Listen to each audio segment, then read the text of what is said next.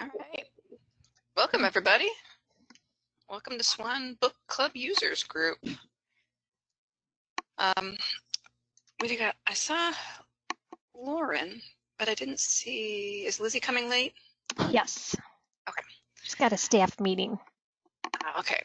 So this is co-chaired by Lizzie Matkowski, Adult and Teen Services Manager at Downers Grove, who's going to be a little bit late, and Lauren Maxwell, Information and Reader Services Coordinator at Geneva, and she is here. So take it away, Lauren. Well, I confess this meeting snuck up on me, so I'm sure all of us are kind of living in survival mode at the moment in our own respective libraries. But I'm really excited to talk about book clubs because that is my favorite part of my job. So let's go through and say hello and do introductions. Let's start. I'll just go across my screen. Jessica, are you there? Yep, I'm here. Could you just let us know which library you're from and what you do there? Sure, I'm from Bloomingdale Public Library, and I'm the Assistant Department Head of Adult Services, and I run a book group and then help with some of the different book group services as well. And then I see Susan next. Are you available to introduce yourself, Susan?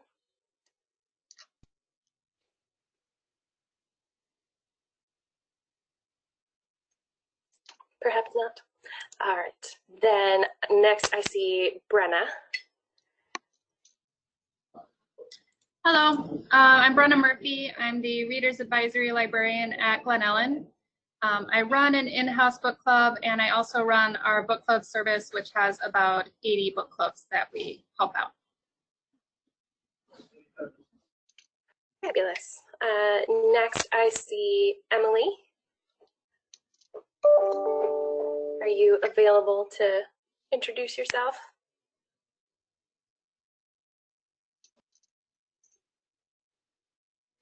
And if you guys want to use chat, you can use the chat panel too, if you don't have a microphone. Oh, here I am. Yay. Hi, I'm Emily Borsa. I work at the Hinsdale Public Library and I run the book clubs for the community. Wonderful. And then I see, is that Downers Grove Public Library? Hey, it's Lizzie. How's it going? I'm Lizzie Matkowski, the Adult and Teen Services Manager at Downers Grove Public Library. I don't directly run the book clubs, but I do kind of oversee the book clubs and our book discussions and all that. Fabulous. We're glad you could get away from your meeting and join us. Yeah, sorry I was a little late. Oh, no worries. Life has been a little crazy for us all. I also see Holly. Are you able to introduce yourself? Hi, I'm Holly from St. Charles. Hi, Holly. And then I also see Mary. Were we able to get Mary? Maybe not. All right. Hi, this is Mary. Can you hear me? I can hear you, Mary. Oh, good. All right. Sorry, it keeps kicking my audio out. Anyhow, I'm Mary Sustar. I'm from the Frankfurt Library, and I run our nonfiction book club. That sounds like fun. It is. All righty. Well, we're glad that everybody could join us. We are kind of just going to, well, we can review our meeting notes from March 11th, which means literally days before we all shut down. I think the highlights were we had been talking about how we all do our circulation, whether we do that one barcode, one book, or one barcode, one kit. and it seemed like there were a handful of different models that people were using. Then we discussed a little bit about, oh, and I forgot to post my spreadsheet. I apologize. I will make a note right now. We call it the magic spreadsheet. And I believe I've sent it to a handful of other people along the way. It helps us track quite a lot of stuff. And it lets us do a high level of customization from one book club to the next. We had also talked about possibly looking at shared, like resource sharing with kits. So instead of just internally in our own libraries, opening that up to the wider SWAN membership and seeing if we could find a way to circulate kits that way. It says Lizzie and Lauren will investigate, and we've, been a little busy the last 3 months. A little preoccupied, have you been? We have not investigated at this moment, but it is certainly something that's on my radar for looking at into the future. And then would somebody from SWAN like to kind of go through some of the suggestions for best practices and how we handle those book clubs? Helen, you want to do that? I'll bounce over here to the documentation. I'm toggling and I've lost all my tabs. Okay, hang on. so I've got it up here on the screen now. Okay. So yeah, basically what we all agreed on was be neighborly. Consider the number of copies and the hold queues when you're selecting your titles. Don't pick in-demand titles. Try to steer your users away from that. Don't deplete the collection if you can help it. If you are picking something that's a little bit, more in demand, maybe try to go outside of SWAN to do that as well. Be aware of the timing and availability when making requests.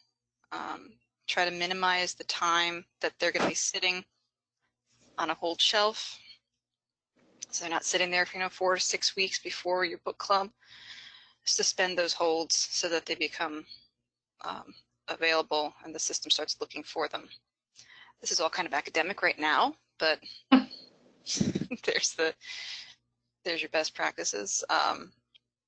We decided that the discussion users should be used instead of using personal cards, and there are some libraries that will do that have that process in place, but as a best practice, create a discussion card and check your material out to that, and then just let the dates do their thing. And you can do it. It walks you step by step how to do that. Make sure your library defined is no unique, so it doesn't get picked up by collections, because it's much easier to keep things from going into collection than to pull it out. And then always have a staff email address, at least one staff email address in there, so you can manage due dates and checkouts and things like that. Keep track of what's on those cards. And you don't generate a physical mailed overdue notice, because I occasionally do see those going to in-house cards. And did I miss anything on the best practices? Just be kind to one another, be considerate. Everybody play nice in the sandbox. I will say we have a book discussion card for each book club that we serve. It helps us with our record keeping. So we have probably over 100 in-house book discussion cards. The patrons never see that card. We just use that for like holds management and all of that. Yeah. And I think that the building, it is on a patron card. Yeah. And I think it's when it's a personal card that it becomes a little bit dicey. because then there's the whole responsibility issue, not to mention the statistics. Yeah, so you guys that are using those, you, like Lauren said, you use it just for your holds management to like do the collection process, and then you check them out to the people that are in the groups when they get the physical item, right? Correct. Yeah, so that does help on lots of statistics tracking. And I would say internally, it helps us a lot because we can just scan a book and figure out which book club it belongs to, because we know who they are on hold for or checked out to, because it pops up with the book discussion card. Makes it a whole lot easier on our brains trying to organize all of those different book clubs. Yeah. Any questions about best practices?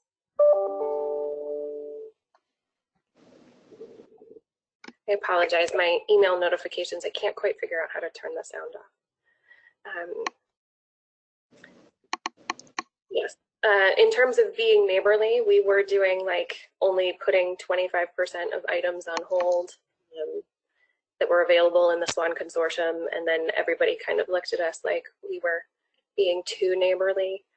So we increased that a little bit, but we still never, monopolize more than 50% of the available items that are on shelf, just as a best practice for ourselves. That's not something driven by SWAN. It's something we do at Geneva, because I never want somebody to be unwilling to send us a book because of past bad behavior. I think at the first meeting we had that Helen had mentioned that if it's available, that it's available. And so I've been I kind of look at the age of the item as well, and with the last circs and stuff. When I generally follow Lauren's method, but if it's an older item and the copies haven't circed recently, I won't take all of them, but I'll certainly go over the 50%, which is our normal threshold. And of course, it depends on how many copies are in the consortium too, right? Yeah, I don't see any reason why you couldn't take, something that hasn't circed in a while, why you couldn't take, maybe 75% or higher if they're just sitting on the shelf collecting dust. Give them a circ. Right. It's better for the circs are better for the consortium. So I figure, but I do usually try to leave at least, two copies out there, depending on what the title is. If it's Mark Twain, and it's Huckleberry Finn, and there's, Lauren, you know what I'm saying. So. Yeah, I actually find that obtaining classics is one of the hardest things that we do, because there are so many different editions that it's scattering the holds across all of those ISBNs is actually a like mental gymnastics exercise, trying to figure out how to do that, so that if a patron searches and they come up with this one item, we try to make sure that there's always a second item on the record. It's a whole, as I'm sure all of you are aware, it's a whole like mental gymnastics. Whatever. I apologize. That was my tiny animal. It sounds fierce. Give me just a second. I'm gonna yell at him real quick. Talk amongst yourselves. I know my bird behind me is screaming again, so I'm going to mute myself again. I think we've settled a little bit. I apologize. He's cute, but mouth. And we also kind of talked a little bit about making selections. I can say that we usually wait for a handful of requests for a title to come in before we purchase it. But we also kind of go on a schedule, usually about twice a year. We order at least half a dozen new kits for us, a kit is 12 regular print. Now it's 3 large print and 2 audiobooks, because the demand for that large print is high. But I know. So sorry.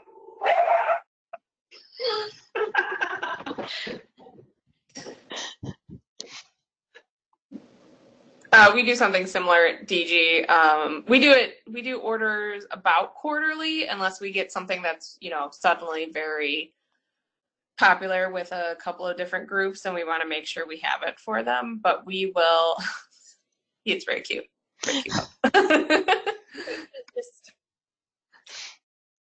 But we will order based on requests, you know, the titles that have been most requested and things that we kind of see becoming popular based on their popularity with, you know, regular patrons. But we try to do most of the purchasing based on what we hear the book clubs want. It just, you know, sometimes we've been doing this long enough, we kind of can tell, you know, oh yeah, they're going to want to do this one. Everybody wants to read it. They're going to want to discuss it in a few months.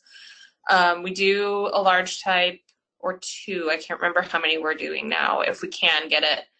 I don't think that we're generally doing audiobooks every time, but we will request it if the group wants a couple. We were trying, this is pre-pandemic, because we bought some book sets because we thought our patrons would really like them. We have, and I think probably everybody has the same sort of patron group. Our patrons are generally book club patrons, 50 to 80 years old. They're women. Mine love historical fiction. World War II has been beaten to death. So, right, we all have the same patron. But so I had suggested there's that whole sense of just-in-time manufacturing. And so I had suggested that we do just-in-time book club sets and basically let it completely be driven by our patrons. Why am I ringing? I don't know. I'm sorry, everybody. Maybe it'll stop. The aliens have come. I don't know. To get So you. sorry. Run. There's something about. But anyway, we had tried to. We were kind of thinking about going to this just-in-time book club set thing. So, for example, we had gotten requests for Giver of Stars, and my book club that had requested it was only a 4-member book club. They didn't want large print. And so I was like, well, let's just buy the 4 and we'll see how it goes. And, you know, and it actually seemed like it was headed in a really good direction pre-pandemic. Obviously, right now, I don't know about any of you, but we're having a really hard time getting large print books. We're also having a hard time getting audiobooks in. So right now, that model probably won't work with us as well. But I just really liked that model because you're not having sets. We bought, and I'll give you examples. We bought Washington Black, which did not circulate at all. I'm trying to think what other, we have a few sets that have literally, Night Tiger has not gone out once. So those kinds, Behold the Dreamers was another one that was really highly recommended by staff. And I think it's now going to go out for the first time this month, mostly because we're driving our patrons to only sets because of SWAN, because we're not delivering. But anyway, I'm hoping we can get back to that model. I think one good thing about the pandemic is that people are using our bundle sets a lot more because that's all we can give them. And I'm hoping that trend will continue where they'll be like, oh, what bundles do you have? We'll see. Yep. We have 25 of them and they're pretty much all entirely booked like through the end of the year because that's all I can guarantee right now. Right. Sorry. Purchased, 17 more because we knew that we would have that same resource sharing problem that everybody else has. We don't know when it's going to come back on for absolutely everybody. So we don't know when we'll be able to tell people, yes, I can confidently get you that book, because we don't know how many holds all of those materials are going to be accumulating between now and when, you know, we're back to some sort of normal. So we went out and we purchased quite a few new books, also to make our display shelf just super beautiful for we are opening next week in our magical new beautiful building. So we wanted to make sure that that big feature shelf that we have in our new space looks full and very appealing. But yeah, I'm sorry, I interrupted somebody. So for people buying the new book group kits, I know Holly was saying she was buying it based on like patron requests, but do any of you also just like look at like pull hold list and look at it like, oh, this one has, you know, 20 holds. We just think it'll be popular anyways. And do you use those copies to fulfill existing holds, or do you just hold them for book group kits only, like like established book groups? Our kits are only for the book groups while they're part of the kits. I mean, eventually we will, if they're no longer popular, we'll remove them from that collection and might put them in the regular collection.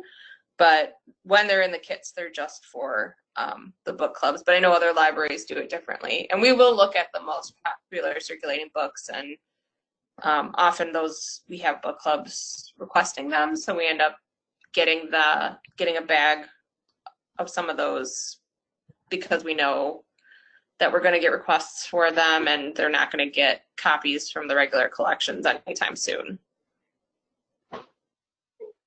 We kind of keep a tab on the like celebrity book clubs, the things that are really hot. So anything Reese Witherspoon touches, you know, is going to be popular. And then Jenna Bush actually recently, all popular book club picks for people. So we've tried to anticipate, but also leave space for us to react to demand, because there's always something that comes out of left field that you never expected. We've had a handful of requests very recently for The Great Believers, which is, you know, out in paperback. So you never quite know exactly what is going to hit hard, or, you know, again, Reese Witherspoon picks something up 4 years after it was published, and suddenly, you know, there's a paparazzi photo of her reading a book and everybody needs to read it. So we try to do both things. We try to anticipate, leave space in our budget, react as well.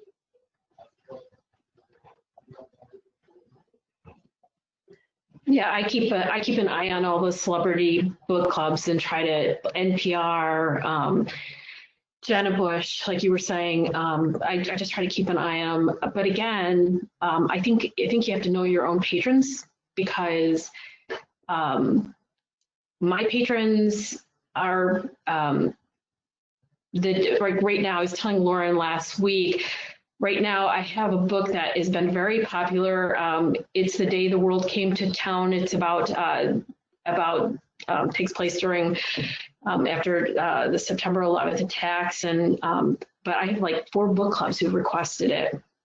And we had considered purchasing it, but one of the things too that we're looking at is longevity for a set is important, and then and I read the reviews. This book wasn't really well. It wasn't very well written, I guess. That's been kind of what I've been hearing. So that's something else I take into account.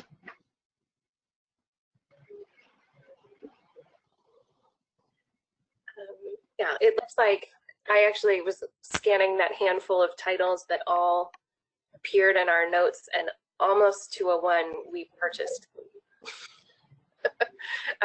So except for some of those backlist titles. And this last round, we actually were trying to get everything received and paid before the end of our fiscal year, which turns over the end of June into July 1. So we just ordered things that were available and not backlisted, Baker and Taylor. And quite a lot of those titles are now in our kit selections. We also talked about, oh, sorry. No, I was just going to ask you if you increased your budget this year for sets, and if Downers Grove did too. I don't know, is everybody thinking they're going to have to do that, or? Ours comes out of general budget lines. So we've got a lot of leeway with budget decisions. And frankly, we built this lovely new library, and we have this lovely, very, very prominent display shelf for our book club materials. And when we moved in, it became apparent that the shelf was dreaming bigger than our collection was. So we needed to get some more things on that shelf. Especially now that next week we're opening up and people will be coming in and actually taking those materials home again. We've had this strange period where everything's on the shelf because we do not let those items fill holds. So yeah, I don't know. We really, at the moment, we're just kind of focused on making sure we were presenting a dreamy, lovely version of our book club service to the community. So. Anybody else with budgets?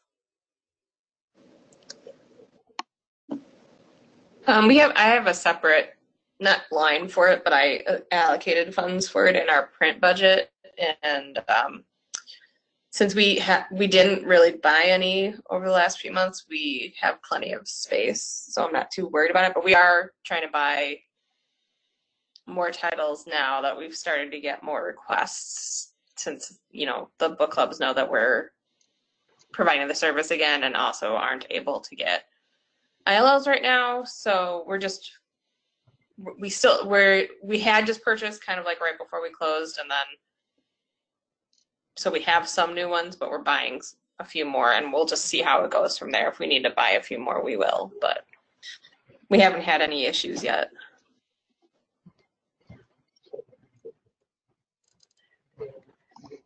Well, the next item that we had briefly discussed at our last meeting was cataloging. SWAN does have a link for best practices for cataloging sets of things if you are circulating several items with one barcode. Well, thank you. So it's under the binge boxes heading. Is all cataloging that I have not thought about since I was in library school. So I trust that the directions are lovely and wonderful if cataloging is your jam. But we are actually starting to move toward that similar model. We've had a lot of patrons express discontent that in our current normal, they have to check out 10 items on one library card. So we're moving toward creating a bundle that is one barcode with several items, as well as having our circulating one by one books. That is the flurry of emails I actually sent this morning. So not gotten very far in that process, but we're moving that way. But yeah, any questions about our notes from March 11th? Just feels like a lifetime ago. It does feel like a lifetime ago. Helen and I struggled even with putting the notes together. We're like, oh, I don't remember. That was, when we did that back in, I don't know, we got them done, I think in May, but it's like we we did them, and then we're like, oh, I don't remember. That was when my life was different. So. But yeah, I think what most of us are here to talk about, I think I'd like to kind of skip ahead because we kind of touched on it a little bit already, is how we're serving book clubs right now and what everybody's up to. I mentioned we're looking at making some big changes in our service model. Has anybody else made changes or noticed things that they've had to adapt to? I know not everybody's up and running quite yet. Kind of what's the state of the union, I guess, for everybody? Emily's got a question in chat. Now that holds have opened up for some libraries, and I think 54 libraries are now doing interlibrary loan. So the question is, are you now placing holds for book clubs again? Or maybe is the plan when you do open up resource sharing, will you start placing holds? At Bloomingdale, we are allowing, yes, we're putting holds on for our established book groups in the library ones, and then we have a few outside ones. We don't have nearly the level of like Geneva or Downers Grove though. But yeah, we have started doing it again. We have already shifted a bunch of our book groups just in general, the in-house ones. We only have two. We have a historical and just a general fiction, nonfiction one. And the general one, we've moved online to Zoom, and that's actually worked pretty well. The historical one, since it's, they haven't been as comfortable moving to Zoom, so they've just canceled all their meetings until we may be able to meet possibly in the future. So we just basically keep being like, okay, that's moving the books back. And then we also shifted our titles too. So if we had a book group kit, we've shifted it to those instead. And we did, based on everyone else, where they were like, all the other libraries who were like, oh, we're buying new kits and new hardcovers. We did start doing that last fiscal year, which ended in April. So I was able to get a bunch of new kits, and we'll kind of see how those go. But so that was really convenient because I was able to then use those books for my general fiction book club and just be like, okay, you can get these via curbside, or you can get these via ebooks or whatever. And then I know one of the books, we were looking at something like, oh, this is available on Hoopla, so everyone will be able to get it and do the concurrent checkouts too if they'd rather do the ebook. So we shifted a lot of that as well.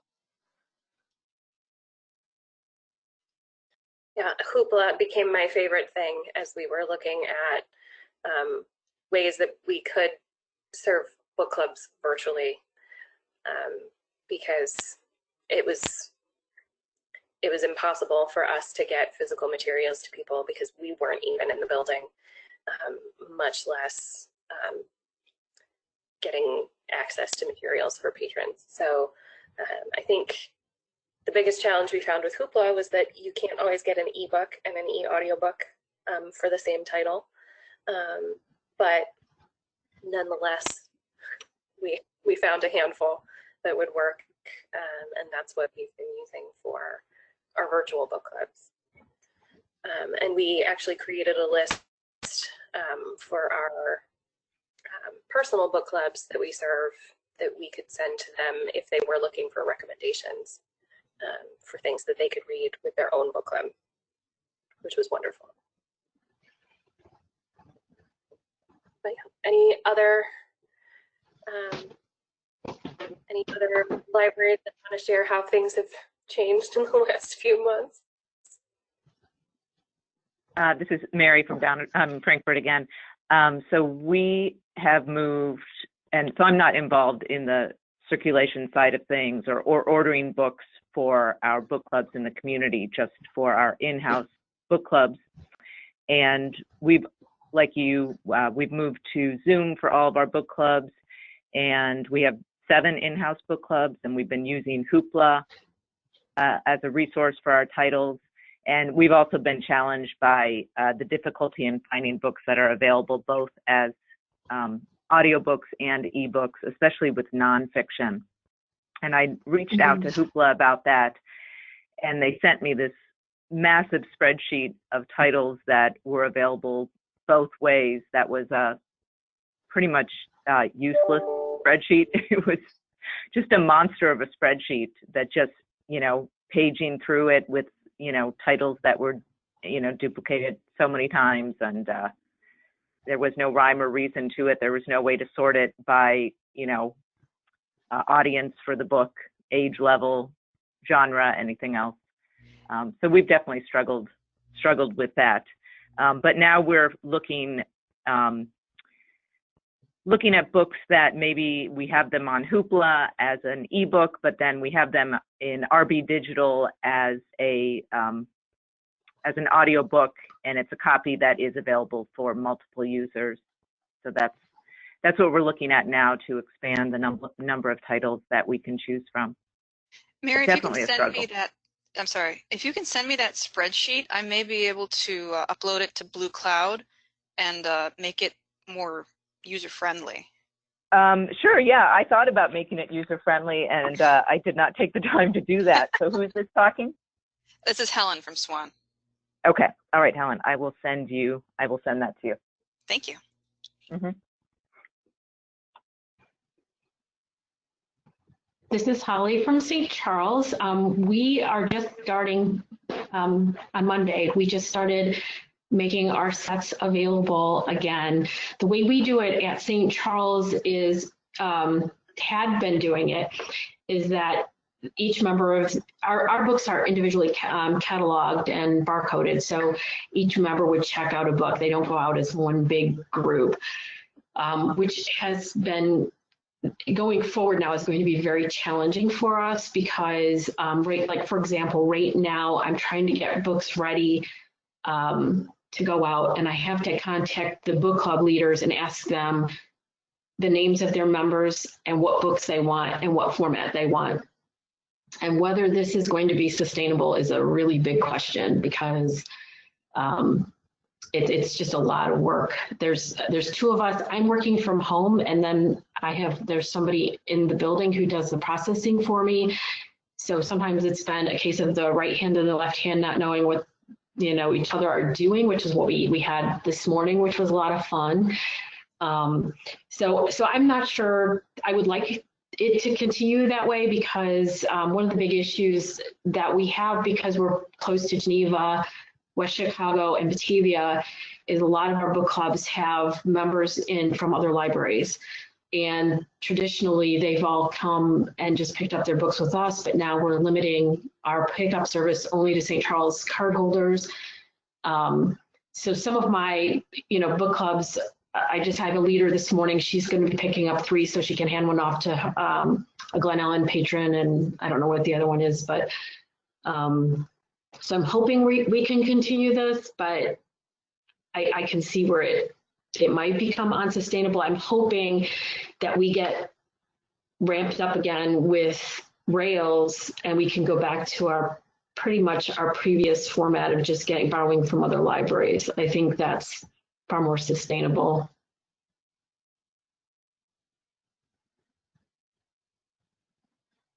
Yeah, we also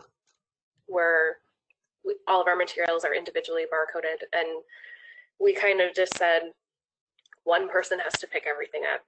We are very sorry for the inconvenience. We know you are used to, picking them up one by one. Each person gets their own, but if this is the conditions under which you get your books, you all check them out to one person, and we'll help you keep track, and we'll be very forgiving when things return and maybe your friend dropped it in the bathtub. We'll be forgiving. We actually play a game at Circulation called Wine, Coffee, or Bath when those book club materials come back to us, damn it. But we've There's not a urine one? What?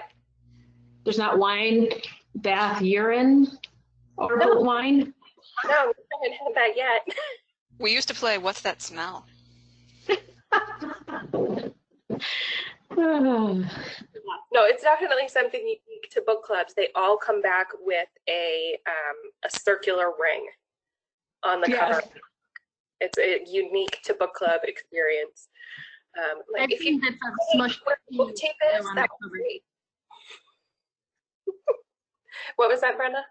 I've seen bits of smushed cheese on the covers too. That's pretty common.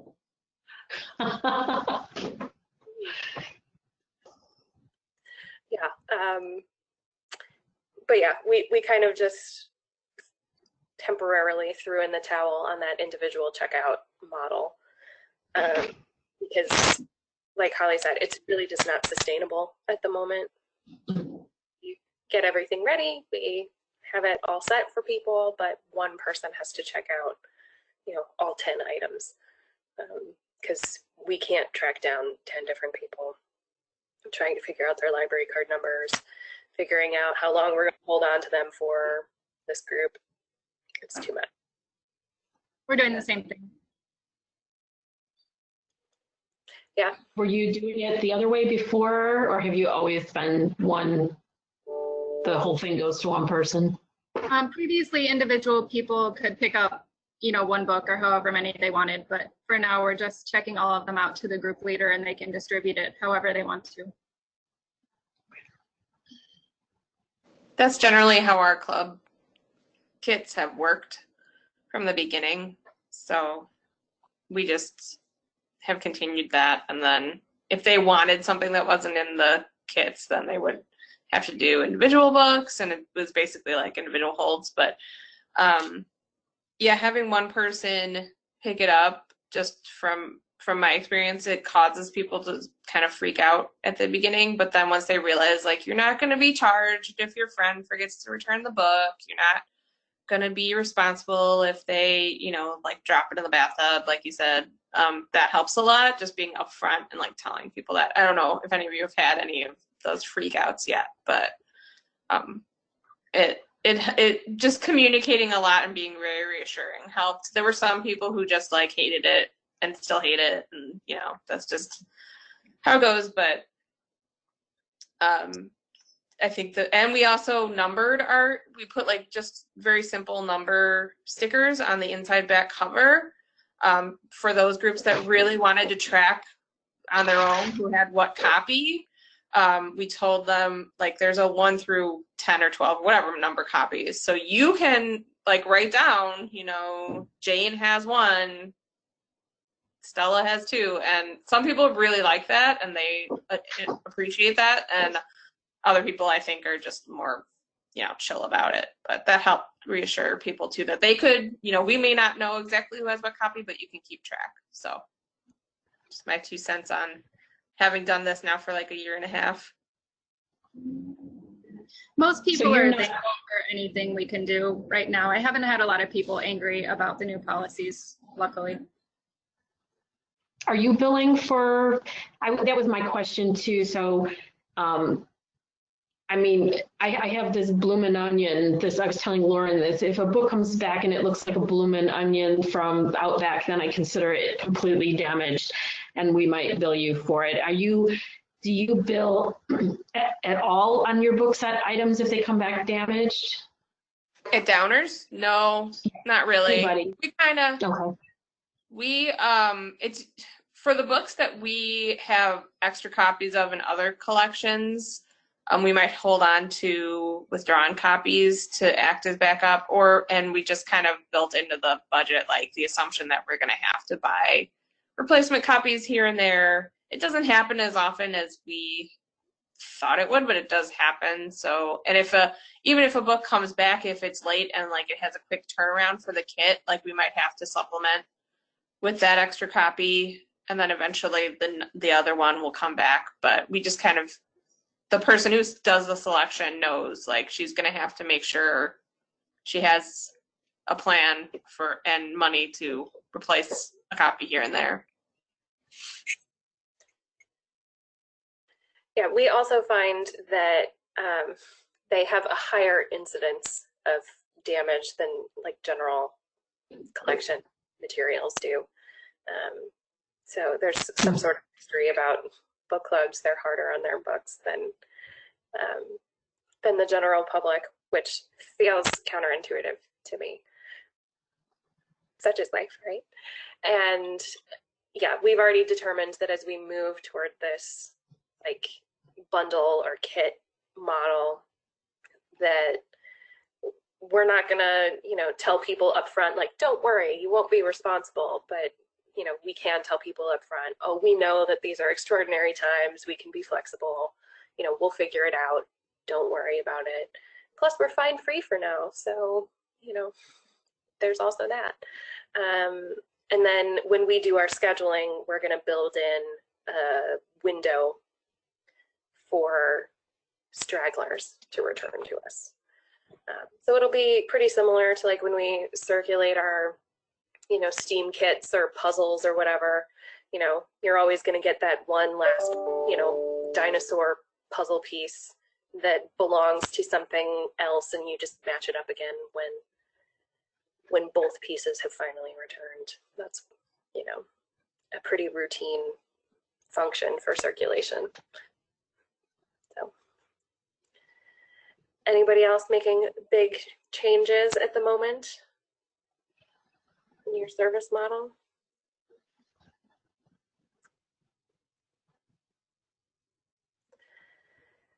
Well, I will say I am not super sure how we are going to move forward with this like hybrid version of both kits and individual checkouts. But as soon as I have more information about what we're going to do, I will be happy to share. We're also talking about possibly allowing those single copies to fill holds here and there, because we don't, I mean, that might just be on the specialized formats, because I don't plan on putting the specialized formats into the kits. I'm imagining that the kits will be regular print copies, and if you need large print or audiobooks or some other format, then you can place your own hold for that. But our collection will include those specialized formats to make it pretty easy for you to get that item in that special format. Right now we have, you know, one book club that's like, I only want 6 regular print. And then we have another book club that's like, I want 12 regular print, 3 audiobooks, and 2 large print. And we have another, you know, it's too hard for us to keep track of that. So to be able to say, this kit contains exactly this, and anything else you need to handle on your own, we will teach you how to suspend a hold, and we'll teach you all sorts of fun stuff.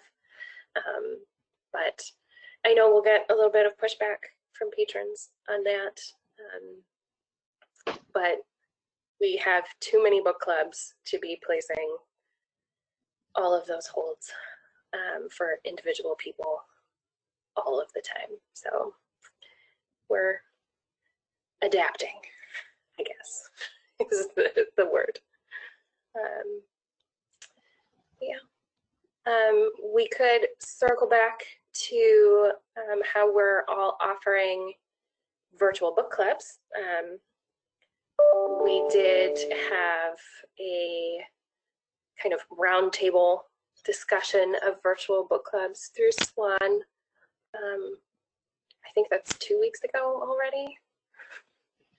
Time no longer has meaning for me. It's available as a recording on the SWAN site, but how have your in-house discussions been going?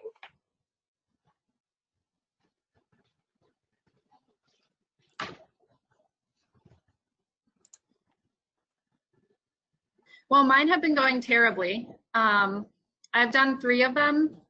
The only time someone showed up was in June, and I was only 1 person. So I'm just really struggling. I think I have a regular group of 4 who come when we're open, and I just don't think that they're super tech savvy, so they just don't want to do the online thing. But if you all have any tips for getting more people, I have 3 signed up for my discussion tomorrow, so I'm hopeful, but we'll see. I'm open to any suggestions you all have. we've been getting about 1/3 of our regular attendance at our Zoom book club. So my nonfiction book club has had 5 people come to the Zoom book club editions. And one thing that I have found more helpful with the book clubs is besides having the regular registration and promotion, I am directly emailing the lists of people in the book clubs. So maybe you're already doing that, but I think that those direct pleas to please come have been helpful. And then the other thing we've done is offer how to Zoom sessions and also how to use Hoopla. And so when we email our book club members, we are also offering that service to them to help them, whether it's one-on-one or in a group Zoom, help them with the ebooks and just using the Zoom platform. We've done 3 now, I think. In the first couple we put out on Facebook and I think on the website too, polls for what titles we would discuss. So we made sure they were Hoopla available, or that they were available on Libya's pay-per use. And I think that helped kind of publicize the programs as well, because we don't usually do polls for our book discussions. We ask for patron feedback, but we set the lists ourselves. But I think that that kind of got the word out that that was something that was happening. And so the first one we only had 3 people attend. The second one we had 7, I want to say, and then last night was 6 or 7.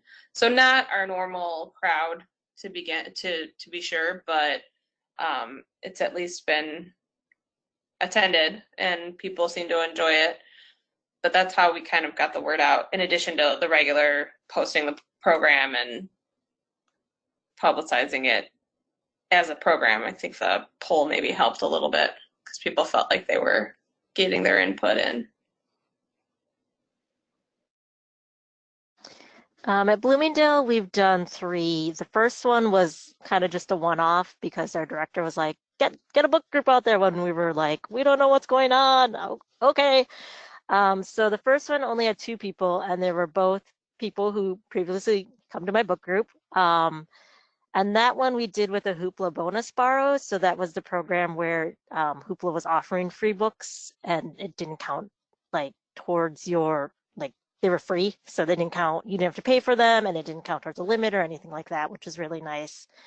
And then the other ones were just our regular general fiction, nonfiction book group. And we had 6 and 5, so about, give or take, half of our regular group numbers. And then we've been doing all the promotion that other people have mentioned, and also in our online calendar. We did have a few people find, like, through the online calendar, like, oh, you read this book, because we list the title too, like, this is what we're going to be discussing. And then I just had them email me directly if they wanted the Zoom link, because otherwise I was keeping in contact with my book group the whole time and sending them update emails and letting them know, like, here's our next book, we've shifted to a different book, what books do you want instead? So pretty much since March, I've been emailing my book group and kind of going back and forth. We made a Goodreads group just for the group as well. They do not use it at all.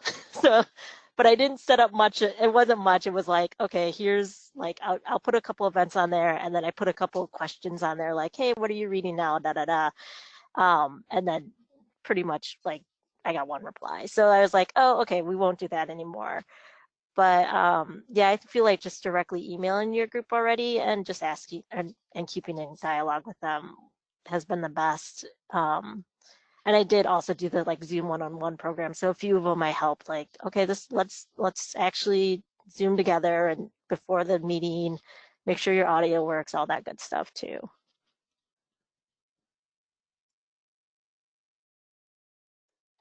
Yeah, we have observed that we have lower than average numbers, usually about half, maybe a third of what our in-person discussions usually command, but the people that show up are like showing up, like they are ready for book club. Like to the point that the librarians leading it were like, I'm not sure we needed to be there,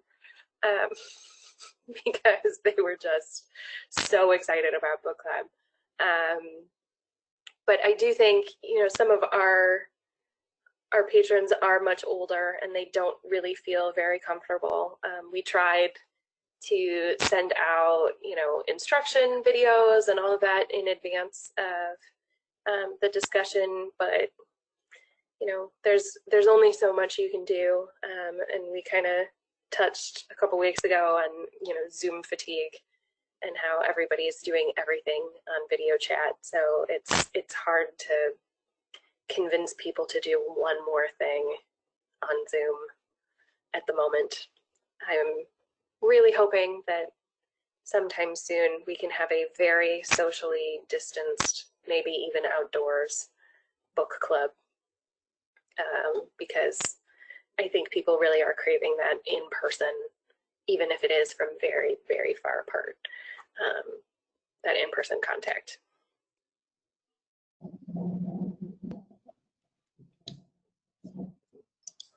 Alrighty, well, let's see.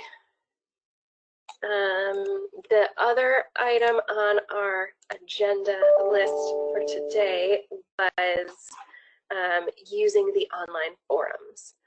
I don't know if everybody is signed up.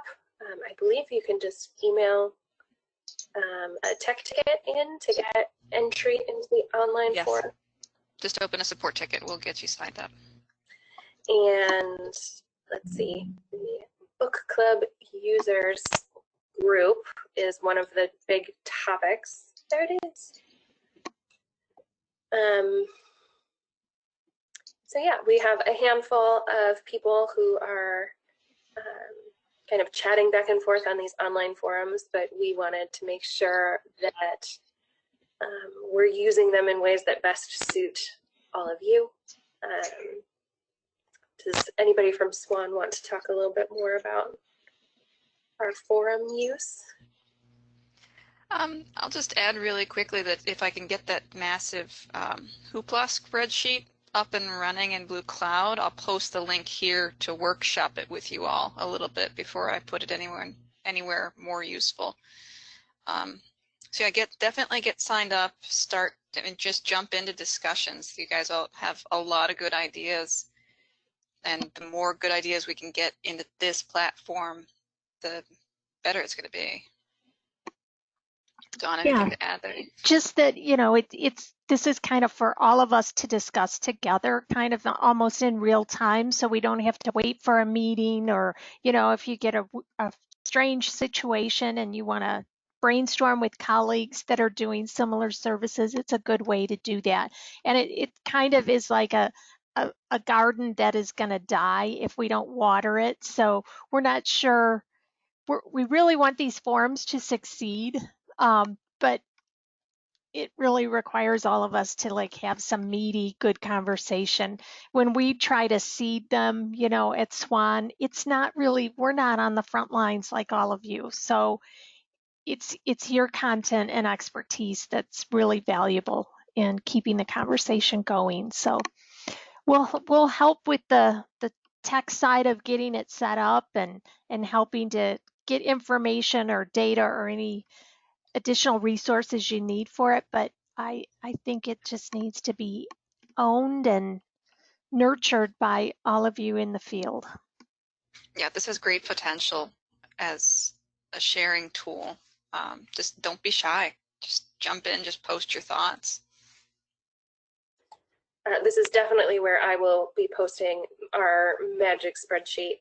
That's a good so thing. We create a thread for any of those record-keeping tools that anybody would like to share, but I will make sure we get our very fancy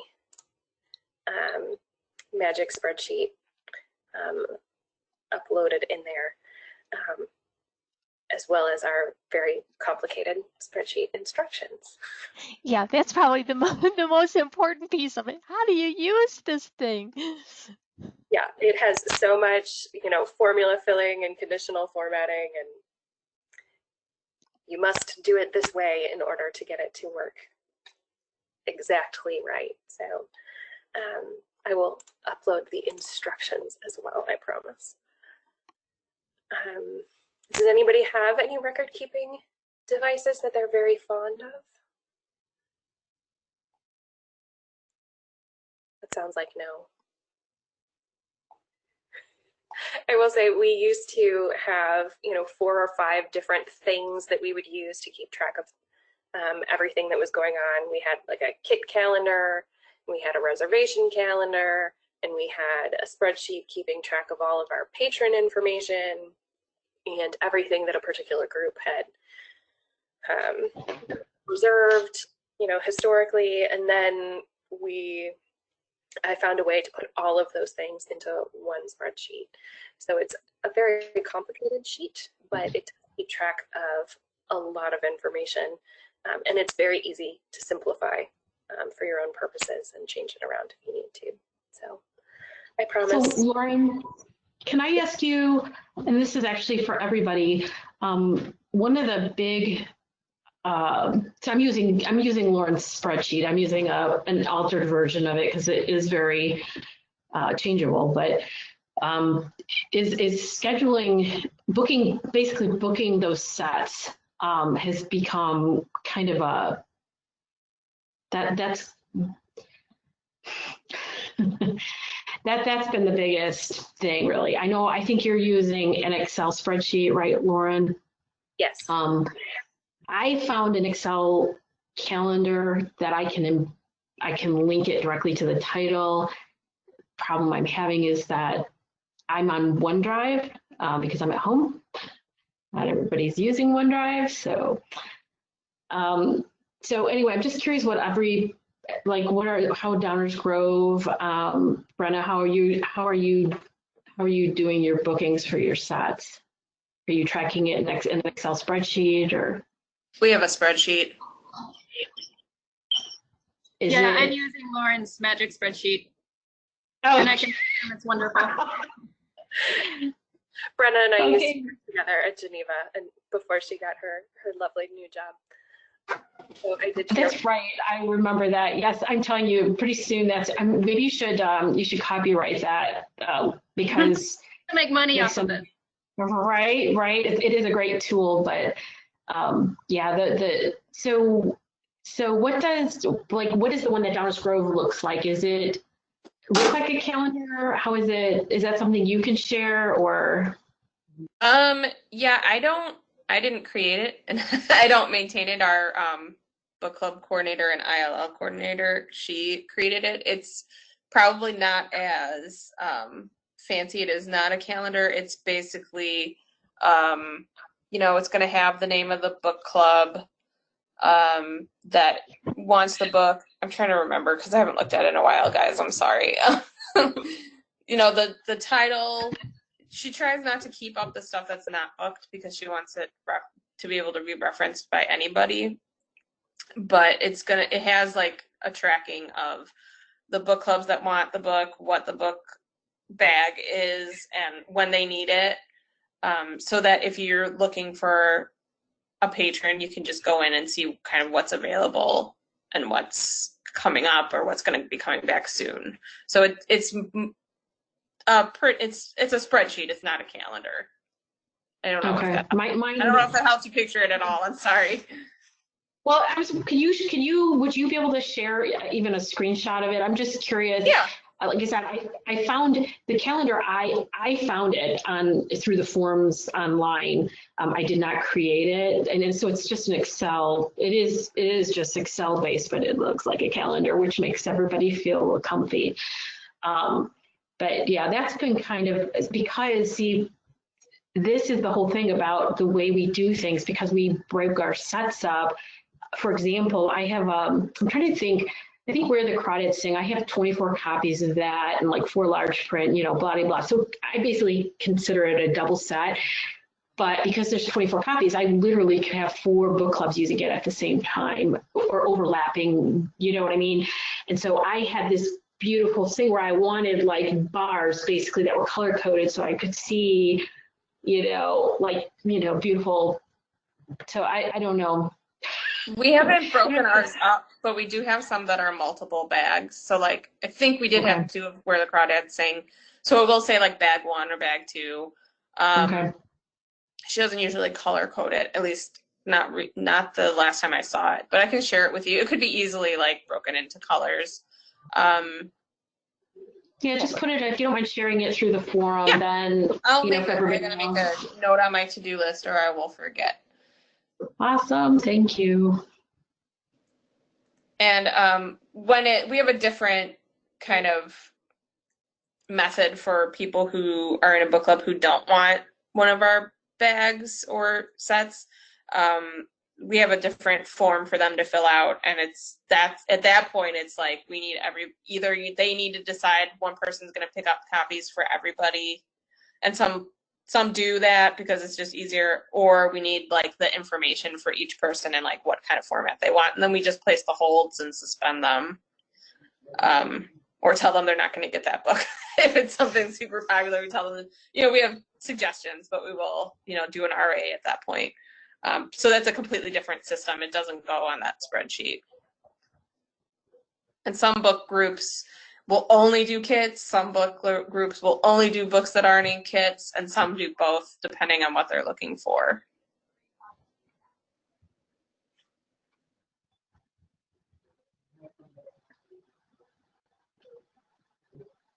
I see we are getting a wonderful topic for sharing all of our record keeping. So thank you. Awesome. Thank you. I think I have a stripped down version that doesn't have any information. I can upload that today. And I am working to adapt our current Magic spreadsheet to our new normal. And hopefully will be much less complex. But yes, we have an interlibrary loan clerk that handles all of our outside of SWAN book club requests, and she is all pencil and paper all the time. So she has an enormous wall calendar, writes things down in color coded. It's very complex, and I don't quite understand it, but it makes a lot of sense to her. So we determined that we needed an online version that all staff could access, because we have so many different people touching our reservation system, and different staff members are making those reservations. But she is one person, so she can do pencil and paper, and it's still effective for her. We just found that, when we were pencil and paper, there was always somebody who was trying to track down the blue binder, and that was not a sustainable model for us.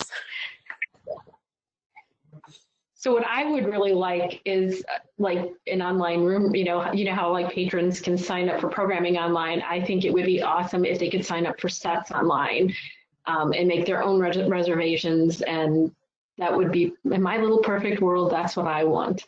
But that is actually cool. Yeah. Sorry. There's a forum discussion. I'm sorry to jump in. There's a forum discussion about Kit Keeper that does allow patrons to search and make reservations themselves. Thanks, Don. But that would be consortial wide, right? I believe so, yes. And I think that's going to have to sleep for a while until the pandemic is. But I think, Helen, wasn't it really economical? I mean, it's the kind of thing that one library could certainly do. Yeah, I mean, I don't think it was more than $300. Dawn, we looked that up and we were just flabbergasted at the price. It's so cheap. I was actually investigating it recently just for Geneva only, and they priced it out with all of the features that I would want. It came to $450 to $600 a year. But that's still a lot more economical than, you know, hiring a new staff member to handle this. That's where we. Well, and I think there's a certain feeling of fairness to it. You know what I mean? Like, because it puts the onus on the leaders, on the clubs, and first come, first serve. And there's no, and I'm sure you guys have had this happen over the years, but patrons have accused me of playing favorites or, you know, blah, blah, blah. Not in relation to book clubs, but for other things. And so there's a certain transparency, right? When it's out there. I love that. For 450 to 600, were you asking for the moon, or I mean, what were you? I think there was some add-on that I decided that we would need. It's information that I wrote down so I wouldn't have to remember, so I can find my notes. But yeah, there's like a base kit, and then there is like something a little bit more complicated. I think there was something about automating. Let me see if I can actually find my notes. No, I was just curious. Sorry. No, go ahead, Helen. If you can't find it easily, just put it in that discussion thread, and let's just get the ball rolling on that, because I think for some libraries, just the base tool for a local instance may be the way to go. I mean, even if it's just in the short term until the world goes back on. Yeah, and you know what? I just did a quick check on my email because this Plymouth Rocket rung a bell with me, and we have recently worked with this organization for one of our libraries who's using their event keeper, and they were really good to work with. So I know Ian worked with them to do some patron authentication for event keeper. So they might be a good organization for us to kind of further develop some of these book club features in collaboration with them too. You know, it's rare when I hear from our IT staff, they were so easy to work with. So it's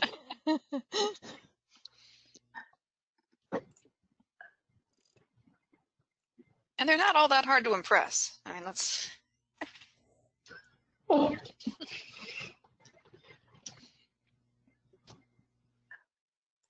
Yeah, I cannot find it.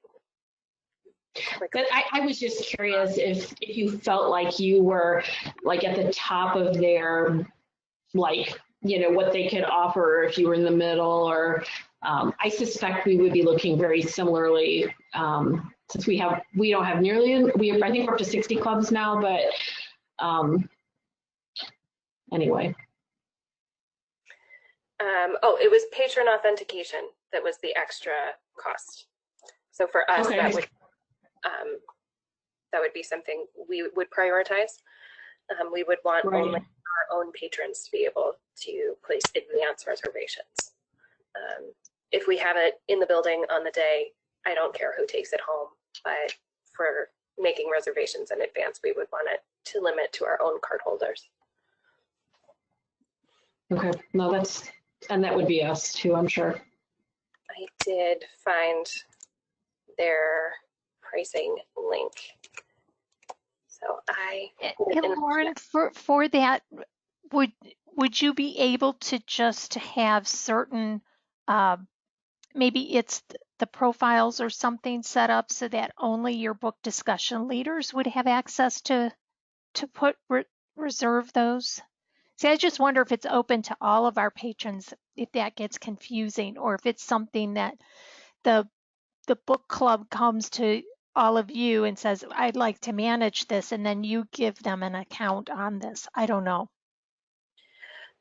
For us, I think we kind of determined that we're going to stop managing quite so much in detail with our patrons. So any Geneva Library patron can make a reservation for a kit.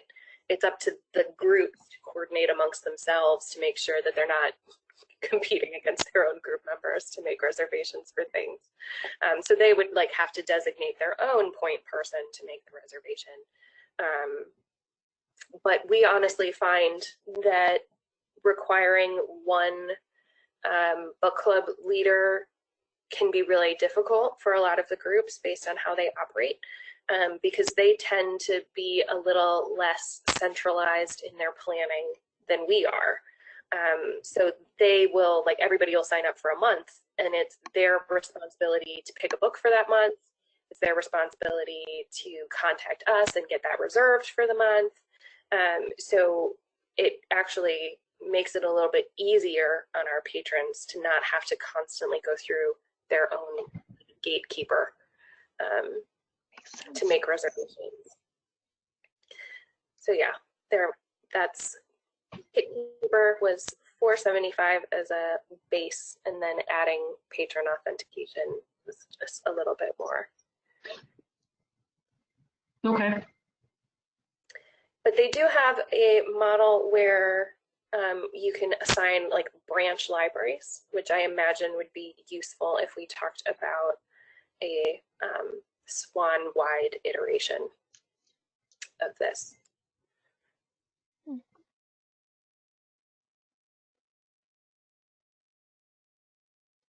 Yeah, it was very intriguing as I was looking at it.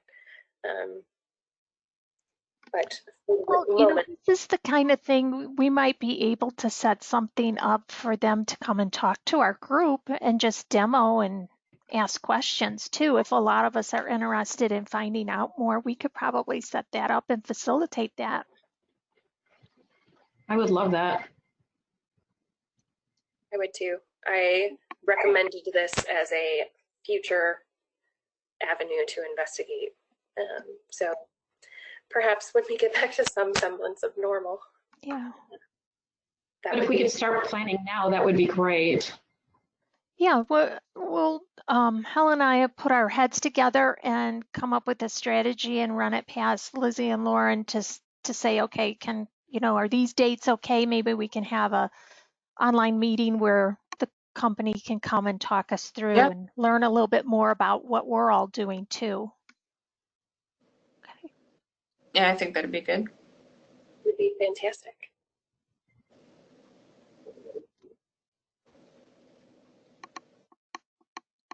Yes, I am all in for any tool that means that I don't have to have a 20-minute phone conversation with somebody about whether or not that other kit might be available. Yep. And then even if, I have to make the reservations on their behalf, they have access to a calendar. And like Holly said, it feels more fair. They can be sitting in their book club planning next month's book and just see what's available. That's a great point. That makes it a lot easier for them. So I don't have to tell people no quite as often because they have a tool that tells them no on my behalf. Oh, you're good. If they're doing it.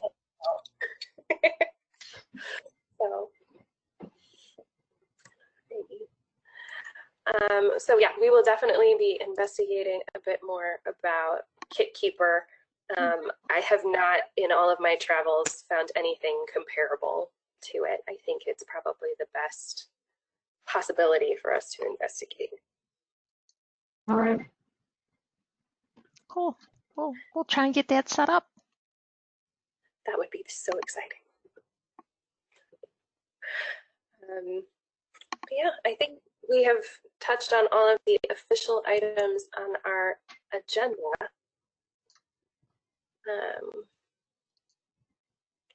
I do want to note that we are not hosting the next meeting at the Geneva Public Library. We determined that we would have a virtual meeting again in November because we don't know what the world will look like.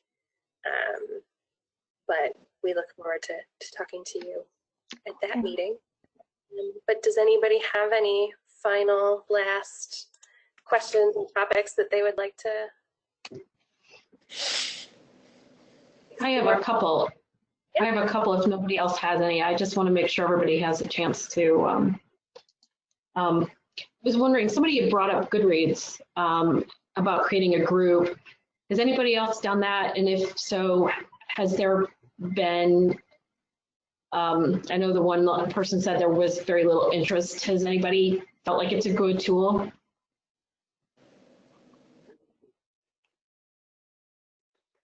I haven't used it for book clubs. I use it personally, but not as a group. I find it's hard to get people to buy in, but once they're bought in, they're dedicated users. It's just, it can be difficult to get like a group formed and active, and it's one more social media platform to keep track of. That's kind of my thought. And the other thing was newsletters.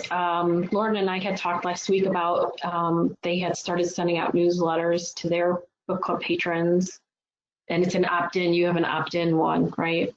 Is anybody else doing that, or what are you using? How often? What's your format?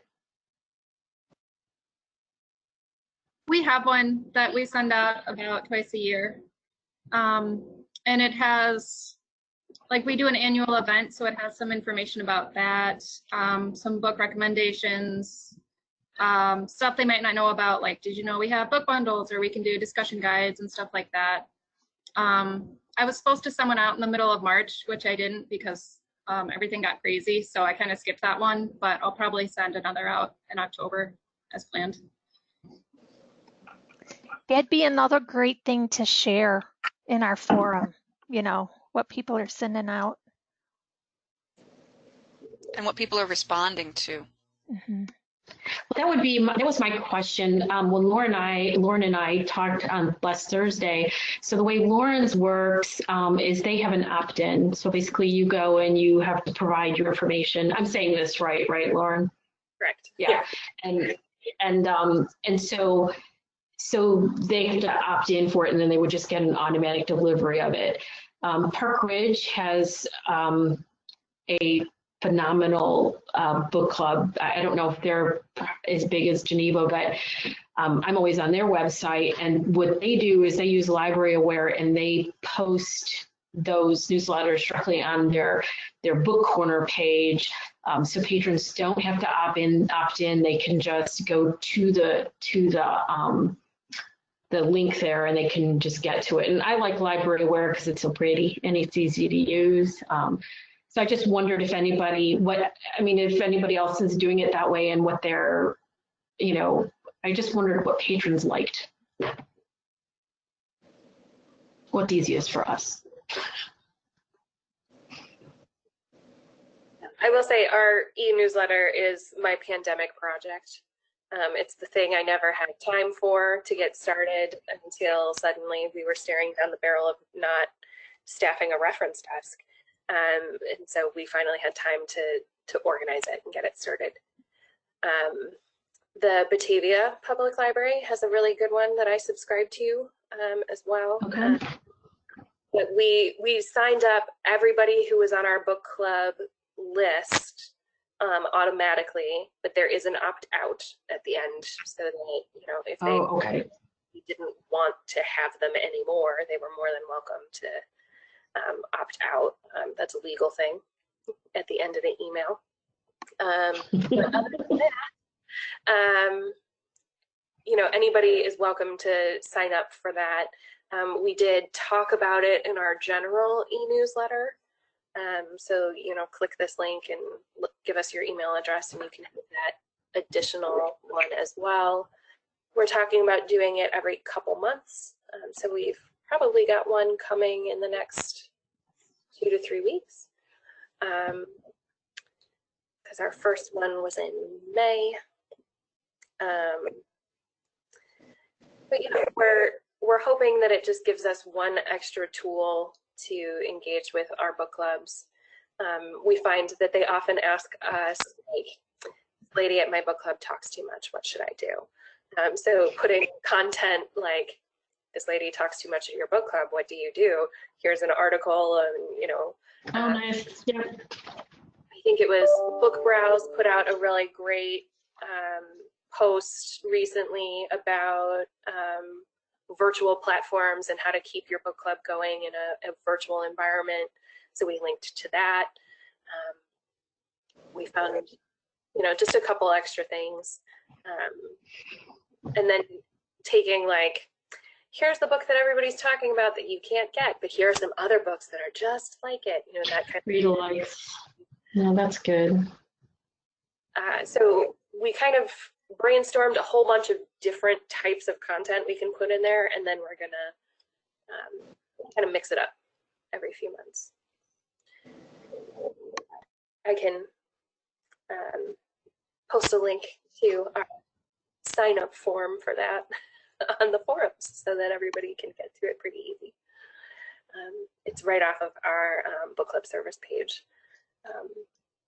But we also have been working very hard in these months to make our website a lot more robust and accessible, to instead of it being like the starting point and then you call us and then you visit us and then you know you find out more, to really have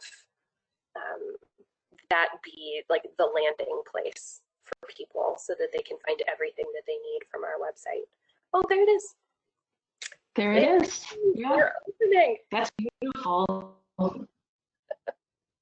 Yep, so soon my face will pop up. It's a little awkward. But yeah, that yellow button, subscribe, that's our book club newsletter.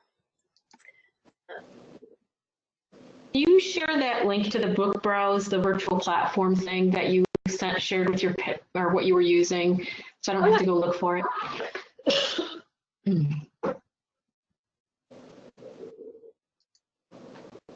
It was really lovely because it was all of the things that I was planning to put in an article, and then somebody else had done it for me. It was Exactly. yeah. So this is our book club service page. It has a sign-up form, a request form. So if somebody has a particular title that they would like, it asks for the date that they need it. And it has catalog links to all of our currently owned book club kits. Much longer list than it was 2 months ago. Very nice.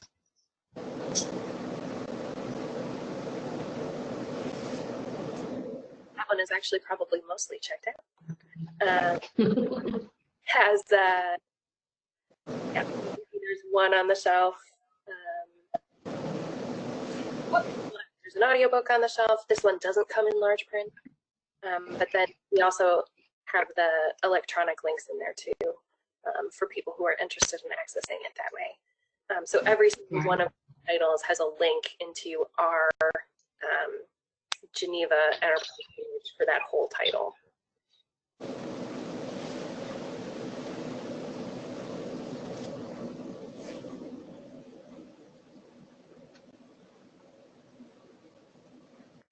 We're working on also getting our supplemental information packets for each of these books loaded onto the website, so that that's just one more readily accessible tool for people.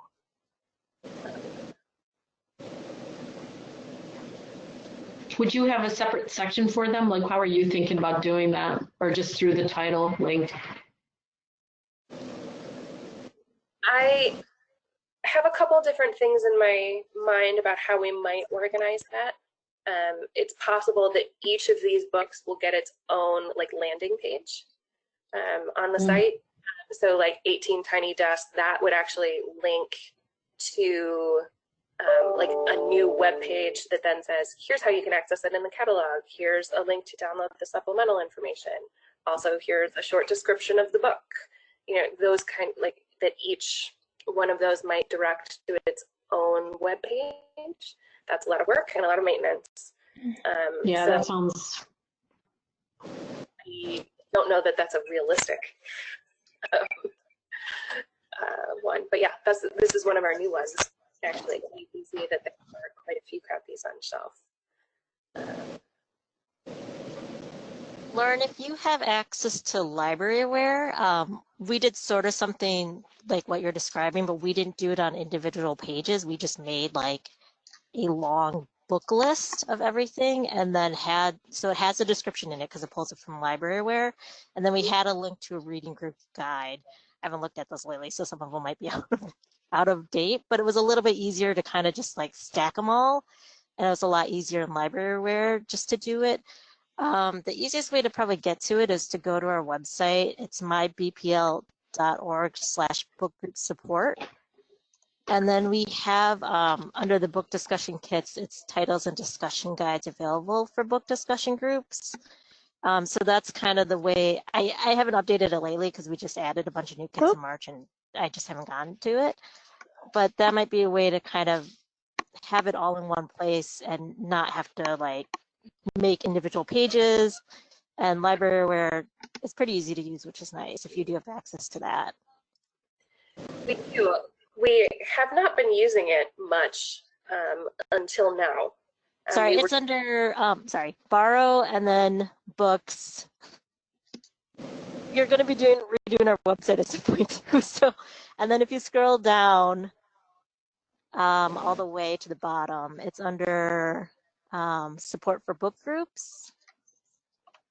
And then if you scroll down a bit more, you see the titles and discussion, under book discussion kits, titles and discussion guides available for book discussion groups.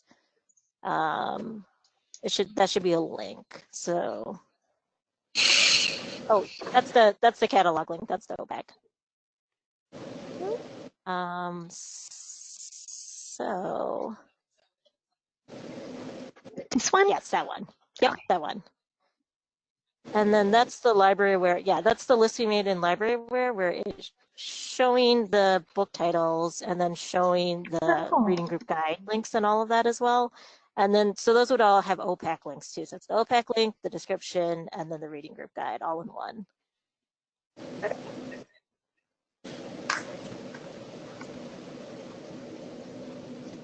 I will definitely investigate. Anything that cuts down our work output is something I'm very excited about.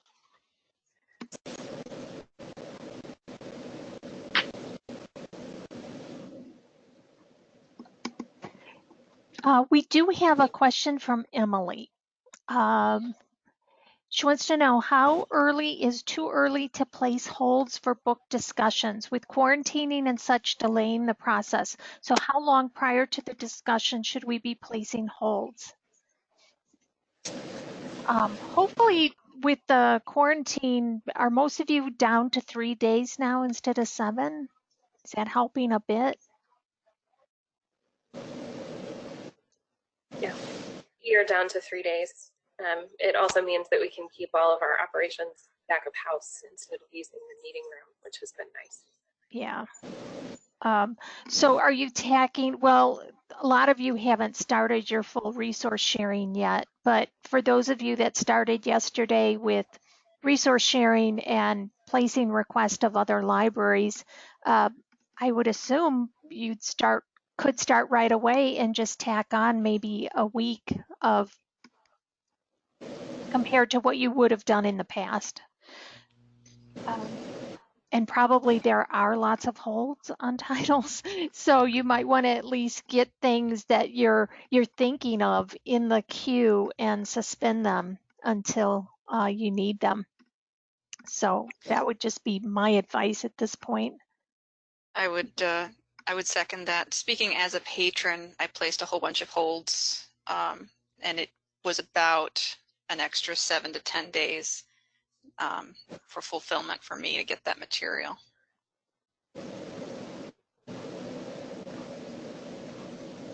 Our typical habit was to place holds about 10 days before we needed things to be ready for patrons. So adding an extra week to that just because of increased processing would probably be wise whenever we start back up. But do you tend to place them as soon as you know the title and then suspend them? So that, yeah. That's what we do. target our unsuspension date to be about 10 days before we need the book. Yeah, that makes sense. We were doing 2 weeks and discovered that that was just too much time, so we cut it down to 10 days. But now that's normal, has no more meetings, so yeah, we'll need a little bit more time. I was considering, Brenna and I actually had a meeting, I've lost track of when that was, maybe 6 months ago, I don't know. And she shared that you guys do like on the spot holds instead of suspending. And I was considering shifting our model that way. Yeah, I have a counterpart in ILL who does all of our ordering for book club books, and she doesn't like to suspend holds because it's just too much for her to keep in mind, I guess. It's her preference, so she just puts in the request whenever she's ready to get it. But she tends to get things through ILL more than SWAN. That might change now, but so she doesn't order from SWAN super often. But what I did like about that model is that if something surges in popularity between like now and the time that the hold gets unsuspended, it's a little more neighborly to, you know, not have that suspended hold hanging out there forever, but to take a look at, you know, what is available on the day that you need the books to be ordered. And to determine whether you should obtain those materials through the consortium or our interlibrary loan clerk will often go to like university libraries with popular fiction collections because they're often very willing to send things. And then somebody has the option of saying no too, that they don't want to share that particular item with you when you use interlibrary loan instead of the SWAN holdings. It feels a little more neighborly, which is our goal. Yeah, we don't suspend either for the same reason, because it felt kind of like just another step to me. I use your magic spreadsheet and I have a date in there that says it's 2 weeks out and it says, you know, place the holds in workflows basically. And if at that point I start seeing that that there are a lot of books that are already in use in SWAN, I have quick links to the Heartland catalog because I frequently find that what's really popular up in the northern consortiums, which include CCS and Pinnacle and stuff, I'm not really seeing that through the share catalog. So it just makes it, but yeah, that whole suspension thing, I always feel like if it just feels like an extra step to me.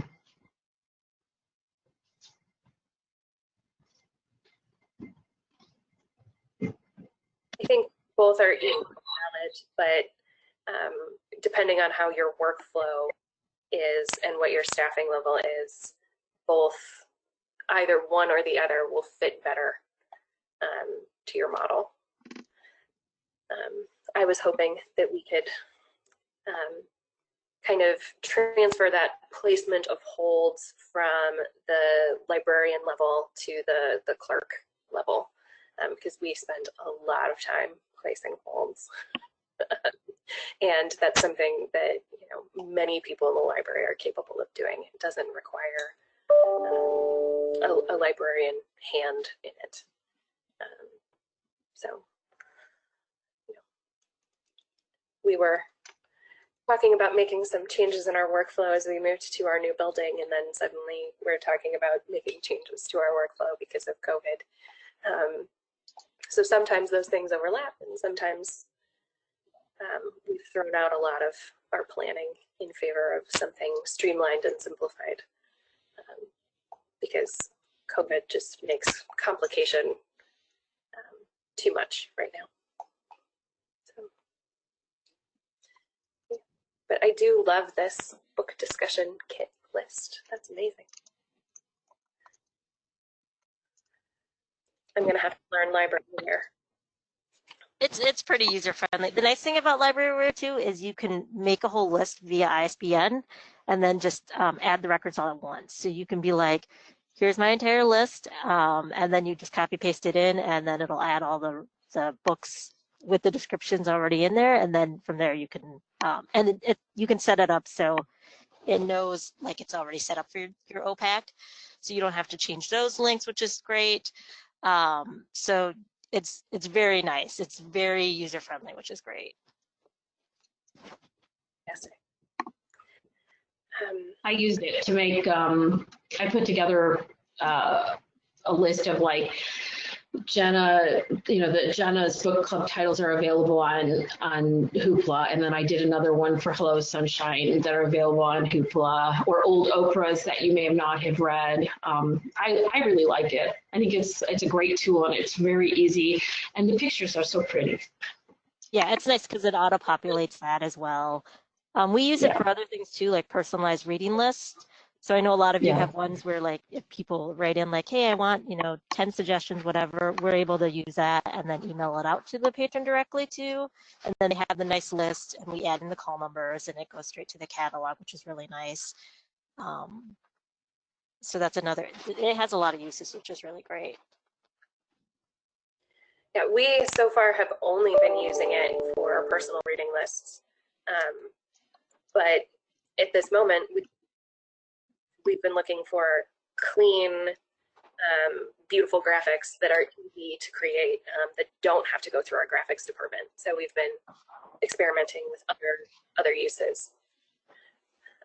And this would be a really fantastic one. We use it for our book list as well. So if you click on one of those links, we make all of our book lists in it as well.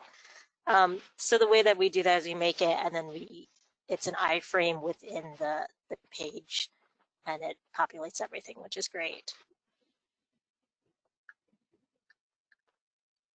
It is really fun. Yep.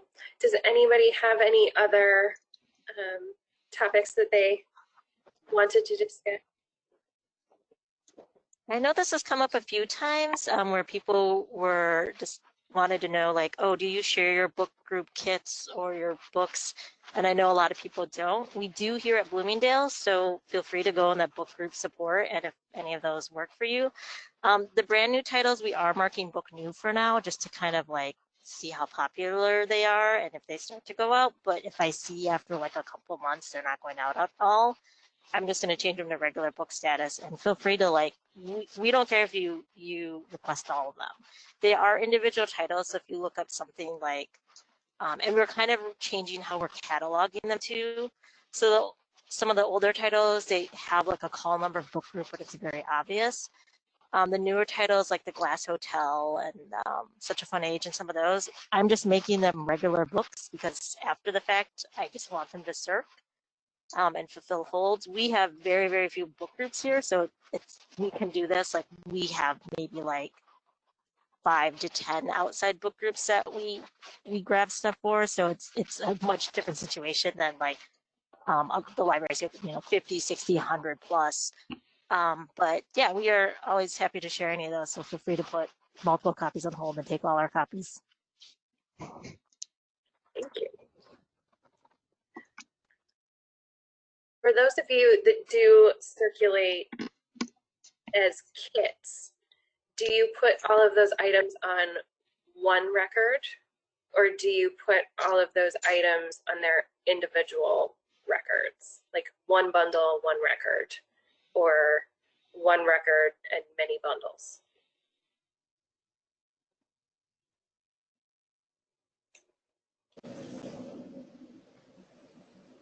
I'm trying to. Ours are individual.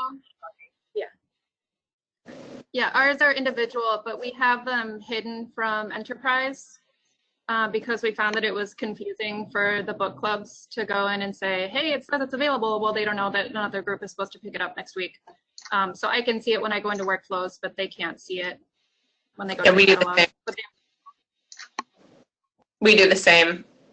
It's really confusing when it's in the catalog. First of all, for the book club people and for the patrons who just want the copy and think that they can get one, and we don't circulate them outside of the book clubs. So, but in workflows we can see them and they're under their they're not as a bundle. They're like in the record.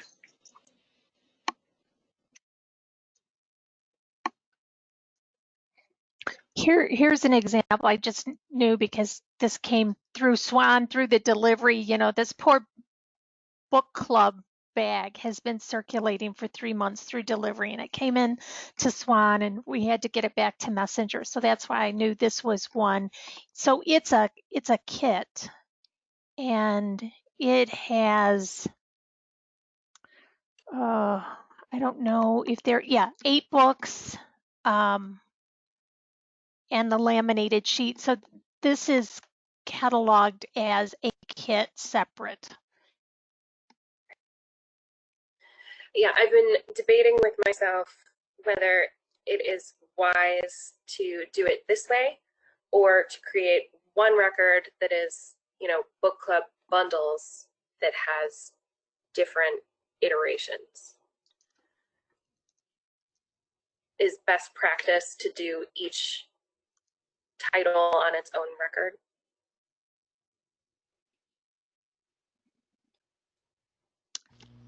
I think that really varies by library. And I think that's what that cataloging page was all about. Some people do it like this, and if you do a bundle that you don't want to show, like in Glen Ellen, you guys do have them shadowed, right? But they are they're a separate catalog for the kit, right? Yeah, that's right. We should probably track down some examples and post them so that people can see, you know, how different libraries catalog kits and individual copies differently. We can pull some of those together. Yeah, like I said, cataloging is not my specialty, so I think ours are actually as a kit. I'm sorry, but they are only in workflows. They're not in enterprise. Sorry, I was thinking of the old way we did it, but now they're they're kits. I'll send a screenshot. Sorry about that. And Bloomingdale, I noticed in that one. Let's see if I can go back to it. Bloomingdale.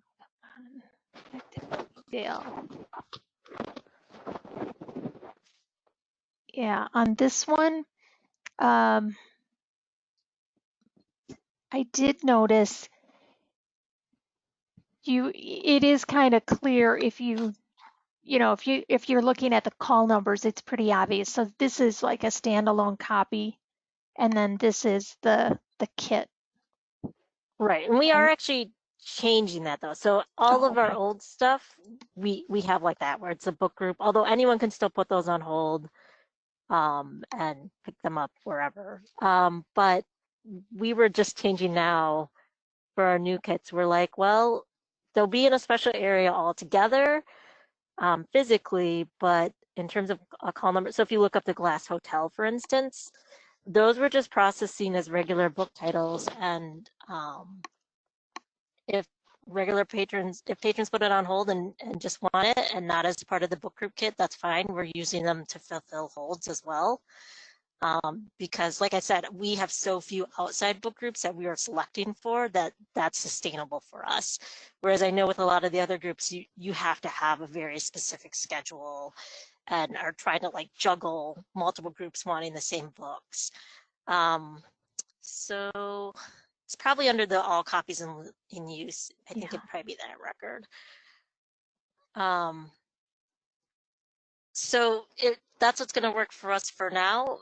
But we are in a much different situation than a lot of the other libraries who have many, many outside book groups. Because we also wanted to make it clear, like, hey, this isn't just for book groups. Anyone can have this. So we're like a weird, different situation than most of the other libraries.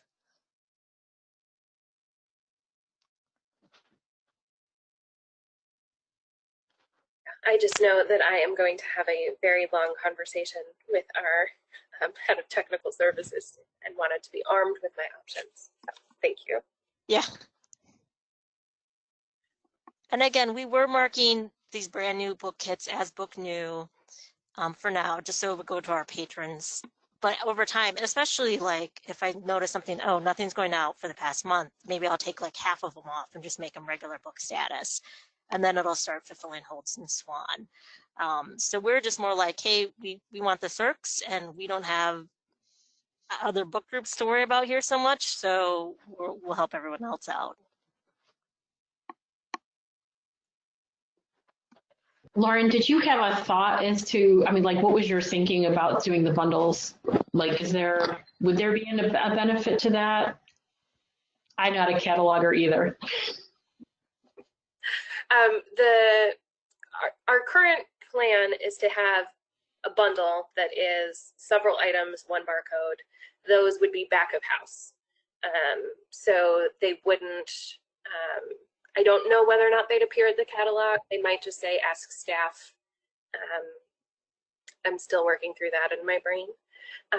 But they would not be on the floor. They would be, you know, in staff spaces in storage. And then we would also have, like we do now, a handful, not quite as many, a handful of items available for individual checkouts. So that anybody who comes in off the street can take one of those as like a lucky day collection, but that we also have items in reserve for patrons who have made advance reservations for things, so that we're not constantly like pulling one more book, finding one more thing, so that that set of 10 exists all the time, so that we can be more confident in promising that something will be available for a patron. Not that we ever promise anything. We hope to have those things ready. We never promise. But yeah, that's the current plan in my head. It's a lot of cataloging because we have individually cataloged every single book up to now. And we have, you know, 15 items in each of our 70 kits. It's a lot of cataloging to do.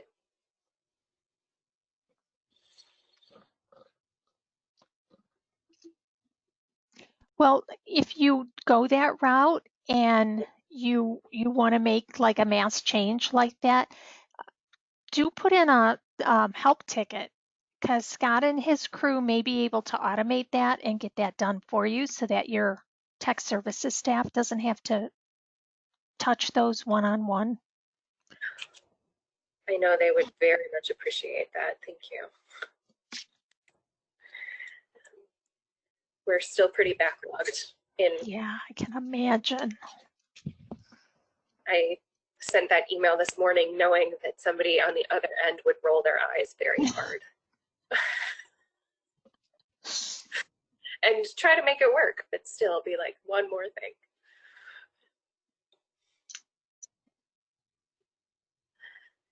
Well, we have got, what, 5 more minutes? Does anybody have any final questions for the group?